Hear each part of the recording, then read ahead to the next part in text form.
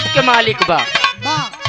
एक ही मदारी ऐसा है सबके खेला खिलावत कि हमें चिंता नहीं उसकी, उसे चिंता हमारी है। उसे चिंता नहीं उनकी, उसे चिंता हमारी है।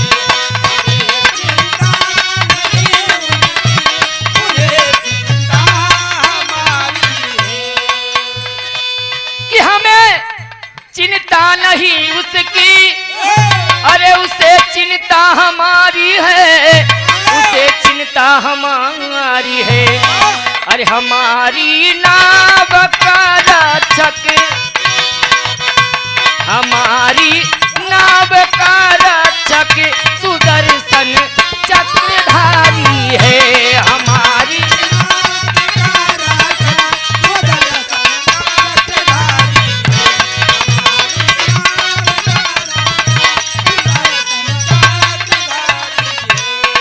लेकिन इसी भाव में कहना है, अरे किसी के काम जो आए,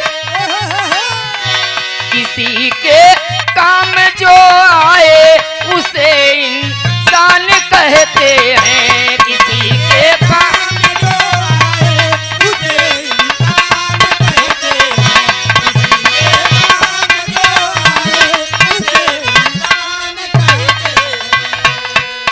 अरे किसी के काम जो आए, अरे उसे इंसान कहते हैं। अरे पराया दर्द, पराया दर्द, पराया दर्द जो अपनाए उसे इंसान कहते हैं। पराया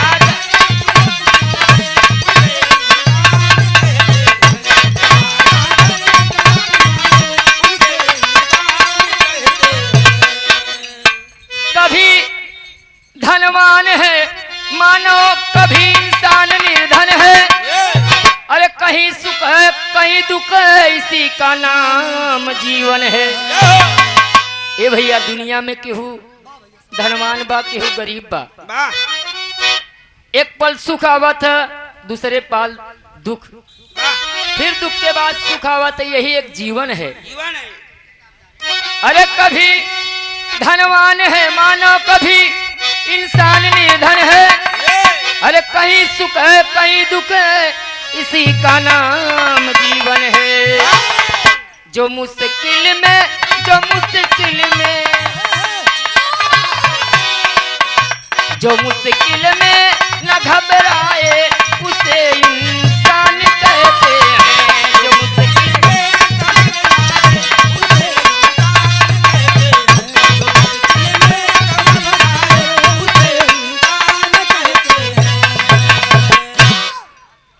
जो मुश्किल में न घबराए उसे इंसान कहते हैं।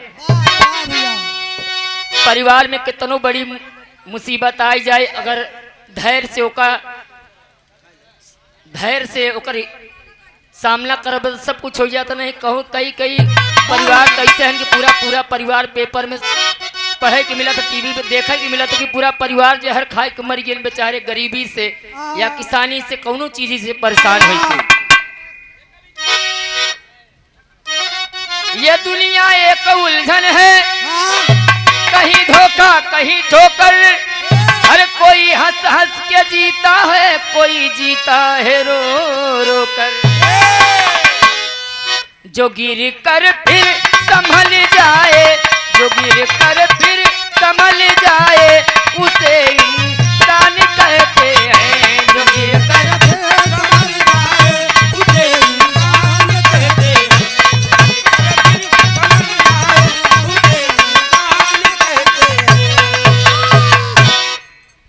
ए भैया क्यों हंस के जिया बा भैया, क्यों रोई के जिया।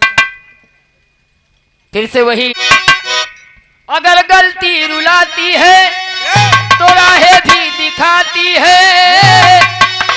अरे मनुज गलती का पुतला है, ये गलती हो ही जाती है। ये जान ले याद हम आप मनई है, शास्त्रों में आपने पढ़ा है। अरे वाह, टीवी के माध्यम से, सीरियल के माध्यम से सब लोगों ने देखा है कि जो दुनिया का मालिक अगर ईश्वर ने धरती पर जन्म लिया है तो कई गलतियां उन्होंने किया है, लेकिन कभों कभों धर्म के लिए न्याय करे पड़त है, लेकिन धर्म के लिए कभों को अन्याय करे पड़त है। कुछ मांगे से जब नहीं मिले तो लड़ के लिए पड़त हक के।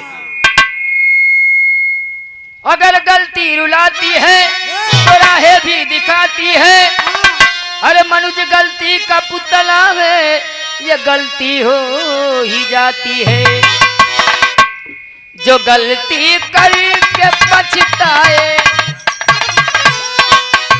जो गलती करके पछताए उसे इंसान कहते हैं। जो गलती करके पछताए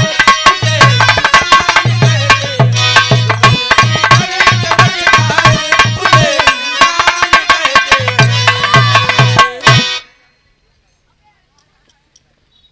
दुई जने फरमाइश बाद अपनी उदासी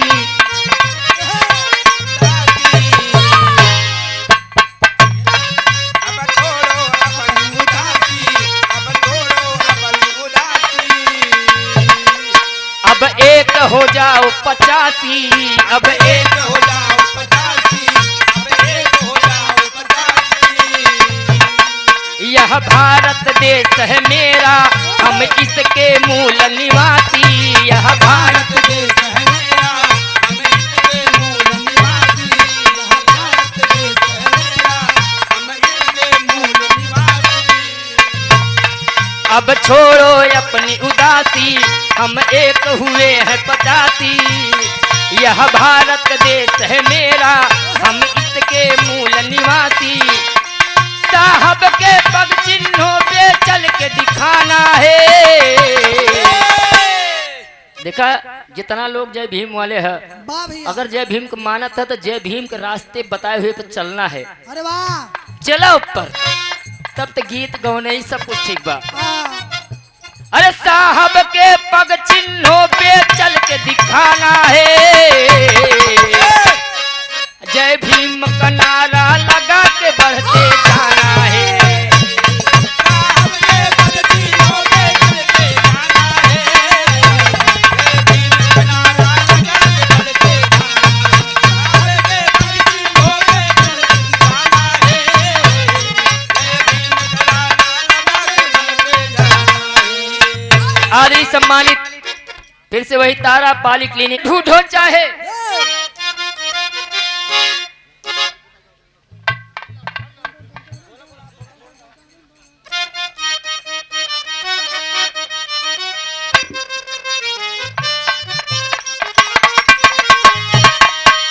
अरे सऊदी में ढूंढो चाहे ढूंढो जापान में, ऑस्ट्रेलिया, दुबई, चीन, अफगानिस्तान में। अरे ढूंढ लो सारा जहान, भीम मेरा नंबर 1 है। सारा जहान भीम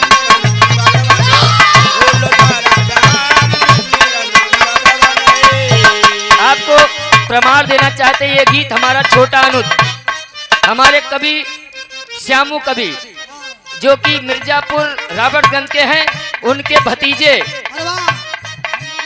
मंगल माही हमारे हनुमानगंज में यही रहते थे। मैं, लल्ला लाजवाब, विकास यादव और मंगल माही चारों लोग बैठ के इस गीत को हम लोगों ने लिखा। माँ इंद्री म्यूजिक में रिकॉर्ड हुआ, उसमें नाम भी है मेरा। मंगल माही ने गाई, ये गाना इतना सुपरहिट हुआ कि हम लोग जान नहीं रहे थे और इसको कॉपीराइट गा दिया गया और ये कई मिलियन, 10 मिलियन गया और श्रीलंका में बहुत बजाए। श्रीलंका से कमेंट आए थे। अरे सऊदी में ढूंढो चाहे ढूंढो जापान में, ऑस्ट्रेलिया, दुबई, चीन, अफगानिस्तान में। ढूंढ लो सारा जहान, भीम मेरा नंबर 1 है। उसने बनाया संविधान, भीम मेरा नंबर 1 है। ढूंढ लो सारा जहान, भीम मेरा नंबर 1 है।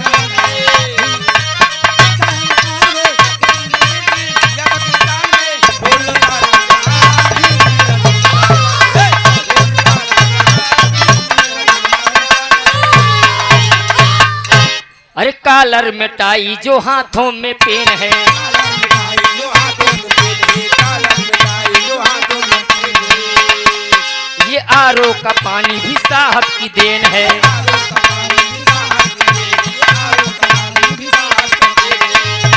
कॉलर में टाई जो हाथों में पेन है, आरो का पानी भी साहब की देन है। छोड़ो पाखंड को जानो इतिहास को, छोड़ो पाखंड को जानो इतिहास को, जिसने दिलाया सम्मान भीम मेरा नंबर 1 है।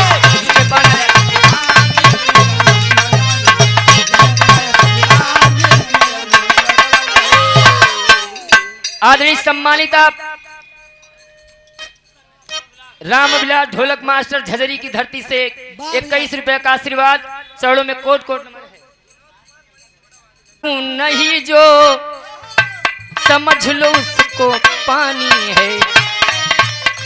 लेहरा लेहरा जो देश के रंग में रंगा नहीं, व्यर्थ उसकी जवानी है।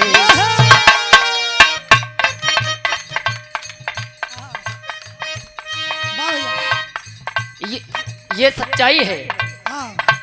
खौला खून नहीं जो समझ लो उसको पानी है।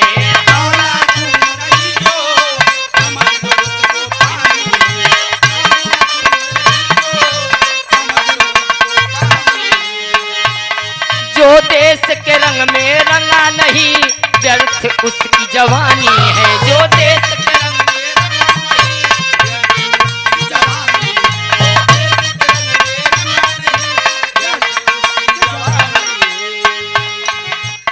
भारतवर्ष में मूल निवासी को सम्मान चाहिए। भारतवर्ष में मूल निवासी को सम्मान चाहिए। हमको बाबा साहब का ही संविधान चाहिए। हमको बाबा साहब का ही संविधान चाहिए।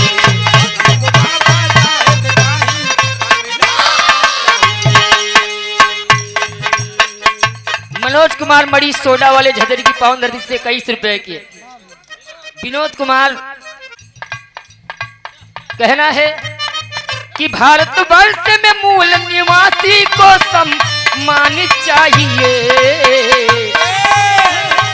भारतवर्ष में मूल निवासी को सम्मान चाहिए। हमको बाबा साहब का ही संविधान चाहिए। हमको बाबा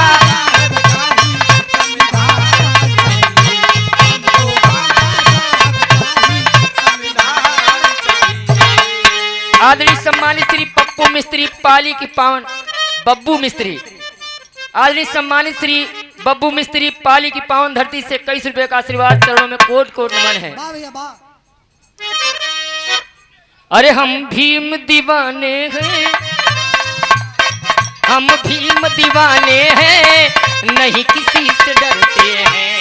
हम भीम दीवाने हैं, नहीं किसी से डरते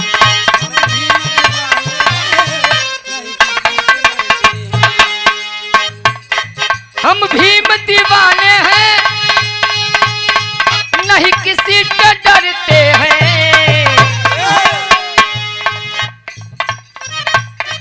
हम भीम दीवाने हैं, नहीं किसी से डरते हैं।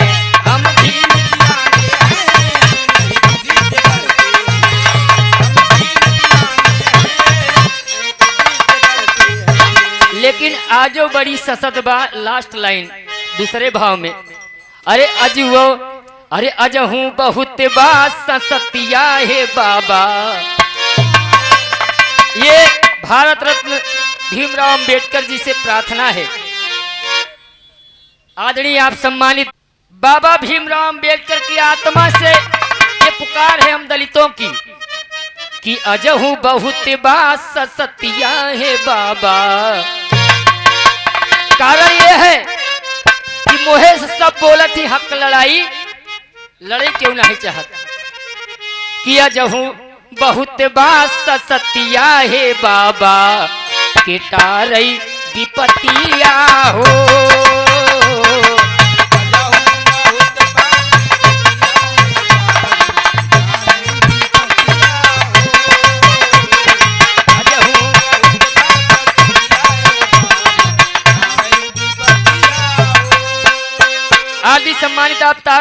पॉलीक्लिनिक जोगिया शेखपुर।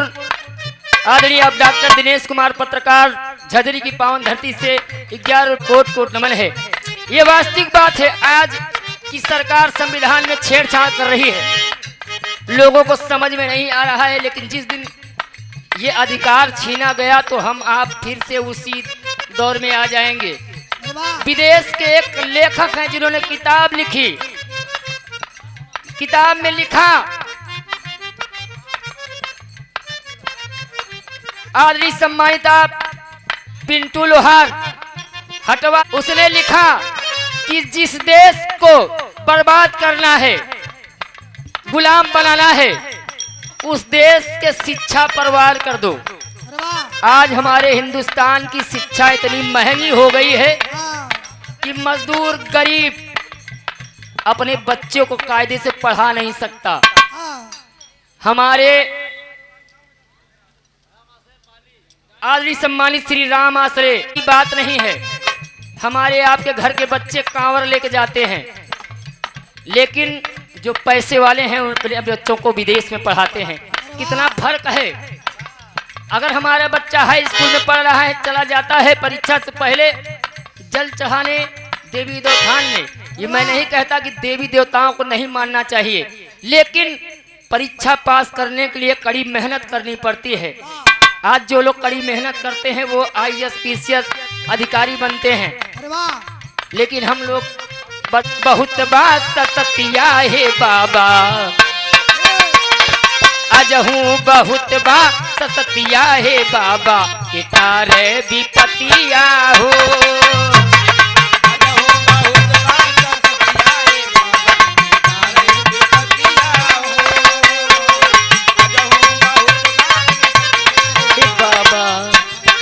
तारे विपतिया हो।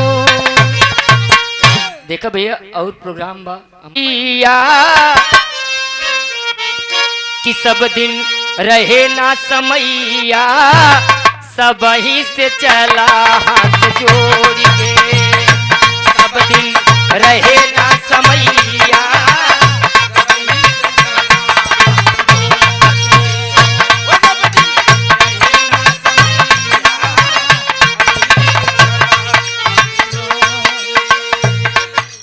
एक दिन रूप सपन हो जाई, क्यों ना केहू देखाई,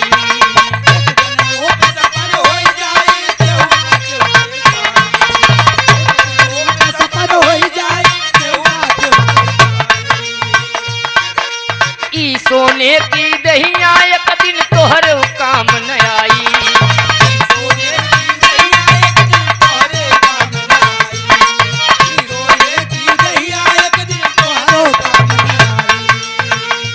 यही दिन आई ही बुढ़ैया, सब ही से चला हाथ जोड़ के।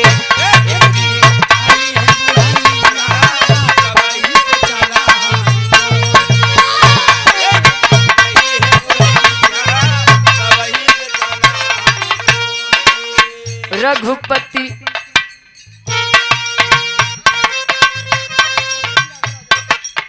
रघुपति राघव राजा राम, पतित पावन सीताराम।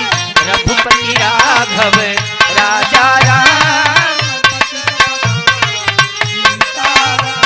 आदरणीय सम्मानिता तारा पॉलीक्लिनिक राजा राम, पतित पावन सीताराम।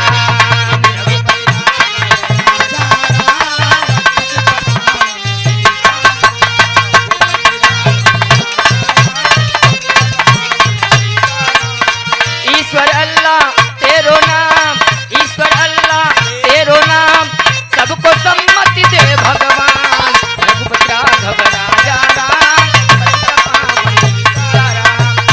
राघव राजा राम।